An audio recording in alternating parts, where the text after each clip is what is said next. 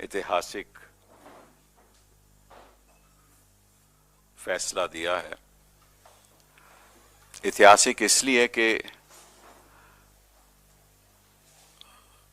देश की जनता के मन में चिंता थी कि कश्मीर में जो स्थिति है उसके बारे में जनता को कुछ मालूम नहीं, क्योंकि वहां की स्थिति के बारे में कुछ खबरें नहीं आ रही थी, क्योंकि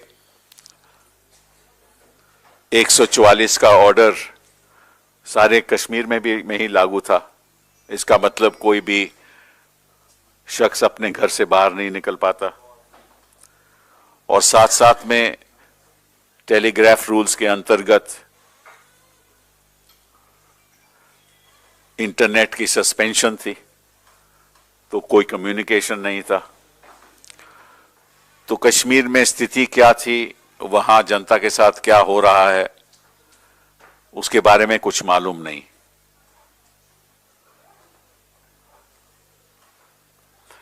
और इसीलिए हमने याचिका डाली,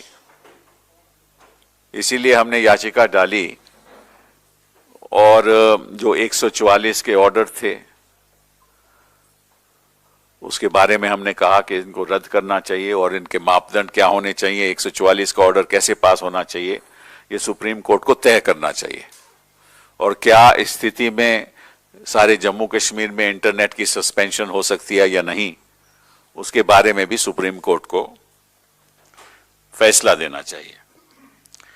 तो ये मुद्दे जब हमने उठाए, तो आज एक ऐतिहासिक फैसला सुप्रीम कोर्ट ने दिया है 3 जजेस के बेंच ने, और मैं वो फैसले के जो कंक्लूजन्स हैं वो आपको पढ़ देता हूं, ताकि उससे साफ जाहिर होगा कि फैसला क्या हुआ है।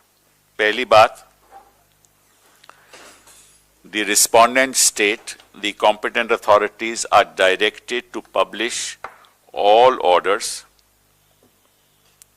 in force and any future orders under section 144 and for suspension of telecom services including internet to enable the affected persons to challenge it before the High Court or the appropriate forum।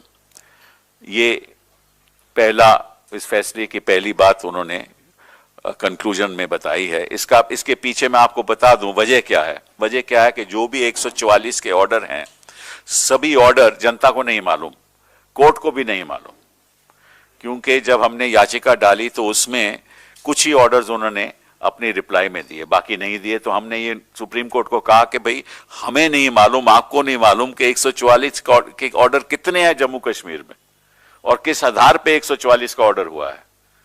तो फिर supreme court ने यह फैसला दिया है कि जो भी ऑर्डर 144 में आज तक हुए हैं और जो होने वाले हैं और अगर होंगे, और जो भी टेलीकॉम सर्विसेज, इंटरनेट सर्विसेज की सस्पेंशन के ऑर्डर्स हैं, वो सारे पब्लिक डोमेन में रखे जाएं। वो सारे पब्लिक डोमेन में रखे जाएं ताकि कोई भी शख्स उनको चैलेंज कर सके। बहुत बड़ा फैसला है। इसका मतलब आने वाले वर्षों में जहां भी किसी भी जगह हिंदुस्तान में अगर कोई भी 144 का ऑर्डर होगा, उसका आधार क्या है, किस आधार पे, किस बुनियाद पे 144 का ऑर्डर हुआ है, वो ऑर्डर में लिखित होगा और वो पब्लिकली अपलोड होगा ताकि जनता उसको चैलेंज कर सके।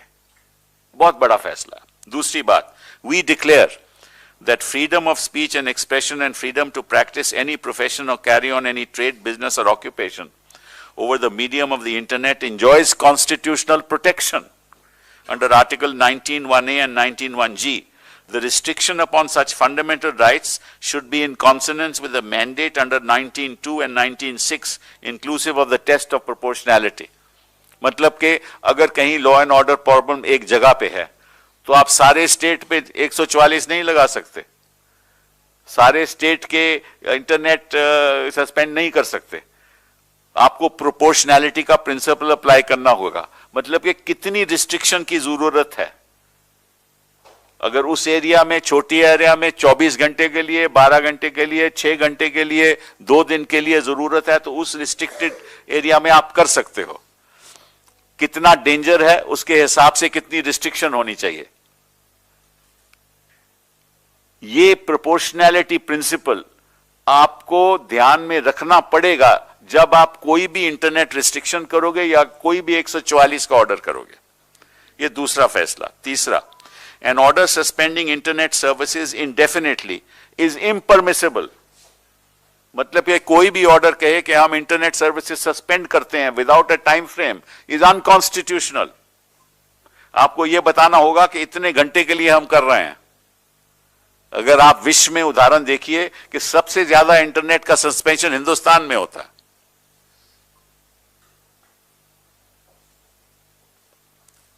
D, any order suspending internet issued under the suspension rules must adhere to the principle of proportionality and must not exceed beyond necessary duration। आपने मतलब कि घर में बैठ के सुल्तान जैसे ऑर्डर कर दिया कि हम सस्पेंड करते हैं। कोई राजा महाराजा थोड़ी ना बैठे हुए हैं यहां, चुन के आए हैं लोग, जनता ने चुना है। मैं आज गृह मंत्री जी से कहना चाहता हूं, जरा सुनिए, ज्यादा जनता की आवाज सुनिए। लोगों को लाठियां मत चलाने दीजिए, उसे कुछ नहीं होने वाला। जो भी शासन जनता की आवाज सुनेगा वो भी हमेशा सफल रहेगा। चौथी बात, the existing suspension rules neither provide for a periodic review nor a time limitation for an order issued under the suspension rules. Till this gap is filled, we direct that the review committee constituted under 2.5, Rule 2.5 of the suspension rules must conduct a periodic review within 7 working days of the previous review in terms of the requirements of Rule 2.6. जब तक parliament में संशोधन के द्वारा rule में बदलाव नहीं लाते, तब तक हर हफ्ते में ये ऑर्डर सारे रिव्यू होंगे। सस्पेंशन ऑर्डर्स इंटरनेट के सारे रिव्यू होंगे। Next, we direct the respondent state competent authorities to review all orders suspending internet services forthwith। तुरंत रिव्यू कीजिए। रिव्यू क्या कीजिए? कितनी देर तक लागू होना चाहिए सस्पेंशन, इसके पीछे वजह क्या है, क्यों 24 घंटे के लिए, और क्यों, अगर आपको लगता है कि 24 घंटे ज्यादा है तो आपको कहना पड़ेगा कि प्रोपोर्शनैलिटी प्रिंसिपल के द्वारा कम होना चाहिए या ज्यादा होना चाहिए, वो आपको ध्यान में रखना पड़ेगा। अगला, orders not in accordance with law laid down above must be revoked. Further, in future, if there is necessity to pass fresh orders, the law laid down herein must be followed। मतलब कि अगर कोई भी order without duration, मतलब कि 24 घंटे या 48 घंटे के, अगर ऐसा कोई ऑर्डर नहीं है तो वो रद्द है, वो गलत है, ऑर्डर रद्द किए जाएंगे। और अगर फ्रेश ऑर्डर पास होगा तो जो सुप्रीम कोर्ट ने कहा है उसका पालन करते हुए ऑर्डर पास होगा। Orders not, then next, in any case the state concerned authorities are directed to consider forthwith allowing government websites, localized limited e-banking facilities, hospital services and other essential services in these regions wherein the internet services are not likely to be restored immediately। मतलब कि अस्पतालों में e-banking के लिए localized limited services, government websites, hospital services, essential services, इसमें आप इसमें रोक नहीं लगा सकते। किसी ने अस्पताल जाना हो, 144 लगा हो, वो तो घर से बाहर नहीं निकल सकता। और इंटरनेट सस्पेंड हो गया हो तो वो अपने डॉक्टर से बात को कोई मैसेज भी नहीं भेज सकता। क्या प्रिस्क्रिप्शन लेनी है, क्या दवाई देनी है, कोई अर्जेंट नीड होती है, वो भी नहीं कह सकता। तो सुप्रीम कोर्ट ने कहा ये आप नहीं कर सकते, ये एसेंशियल सर्विसेज हैं। बहुत बड़ा फैसला है। एडीएम जबलपुर के बाद मैं समझता हूं कि एक ऐतिहासिक फैसला आज सुप्रीम कोर्ट ने किया है। द पावर आना, अब आ जाइए 144 की power. The power under 144 being remedial as well as preventive is exercisable not only where there exists present danger but also when there is apprehension of danger। However, the danger contemplated should be in the nature of an emergency। मैं पूछना चाहता हूं गृह मंत्री से कि 4 अगस्त को कैसी इमरजेंसी थी, कौन सी इमरजेंसी थी? 5 अगस्त को जो आपने ये सब लागू कर दिया 144 और इंटरनेट सर्विसेज, 4 अगस्त में कौन सी इमरजेंसी थी जिसके आधार पे आपने ये लागू किया? तो ये आप तभी कर सकते हो कोई नेशनल इमरजेंसी हो या किसी किस्म की इमरजेंसी हो, कोई टेररिस्ट अटैक हो, कोई ऐसी कोई बात हो जो आपके पास मटेरियल हो, आपके पास इंफॉर्मेशन हो, तो आप कर सकते हो, अदरवाइज आप नहीं कर सकते. Then the power under 144 cannot be used to suppress legitimate expression of opinion or grievance or the exercise of democratic rights.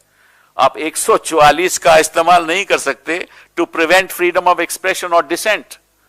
मैं विरोध कर रहा हूं, मैं आपके खिलाफ हूं, मैं आपके खिलाफ बयान देना चाहता हूं, आप 144 नहीं लगा सकते, आप रोक नहीं लगा सकते. An order passed under 144 should state the material facts to enable judicial review of the same. अब 144 का ऑर्डर अगर पास करोगे, मैजिस्ट्रेट पास करेगा, किस आधार पे पास कर रहे हैं, क्या इंफॉर्मेशन है, आपको इस ऑर्डर में लिखित रूप में देना होगा. अगर आप नहीं बताओगे, अगर कोई आपको लग रहा है कि कोई शैतान कुछ करने वाला है, तो आप उसके खिलाफ कार्रवाई करो. अब ये तो नहीं कि वहां जो 10,000 या 5,000 लोग रहते हैं उनके ऊपर पाबंदी डाल दो. अगला, an order passed under 144 should state the material facts. The power should be exercised in a bona fide and reasonable manner, and the same should be passed by relying on material facts indicative of application of mind. This will enable judicial scrutiny. Agla, while exercising the power under 144, magistrate is duty bound to balance the rights and restrictions based on principles of proportionality and thereafter apply the test of intrusive measure. तो वो भी proportionality का test pass होना चाहिए. 144 का order. Repetitive orders, मतलब कि आपने पहले 15 दिन का किया 144, फिर दोबारा 15 दिन का किया, फिर तीसरी बार 15 दिन का किया, फिर चौथी बार